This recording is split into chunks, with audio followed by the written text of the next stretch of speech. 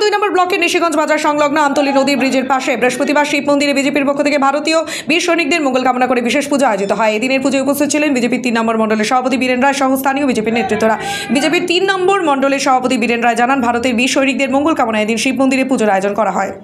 বিষয়টা হচ্ছে গত 22 এপ্রিল জম্মু কাশ্মীরের পেহেলগাঁও যে দুর্ঘটনা, সেখানে ওটা ভারতবর্ষ থেকে পর্যটকরা গিয়েছিল ঘুরতে, সেখানে পাকিস্তানি জেহাদি তাদের দ্বারা আমাদের যে ভারতীয় যে 26 জনের প্রাণ গিয়েছিল, তাই প্রতিরূপ স্বরূপ আমাদের কেন্দ্রের প্রধানমন্ত্রী তথা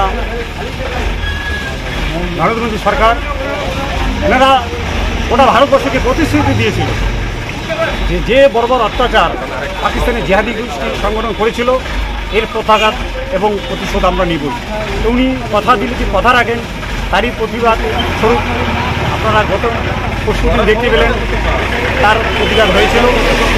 এই যে ঐতিহাসিক যে সেনাদের যে একটা সাফল্য, সেই সাফল্যের উদ্দেশ্যেই আজকে আমরা ভারতীয় জনতা পার্টির উদ্যোগে তথা নিশিগঞ্জ বাজারে আমাদের দলীয় কার্যালয়ের সামনে এই সেনাদের তাদের যে ঐকান্তিক চেষ্টায় যে আমরা এত বড় সাফল্য পেলাম, তাই প্রতিবাদ স্বরূপ আমরা এখানে তাদের রাখার জন্য আমরা এখানে তাদের পুজোয় অর্পণ করলাম। আপনার নাম?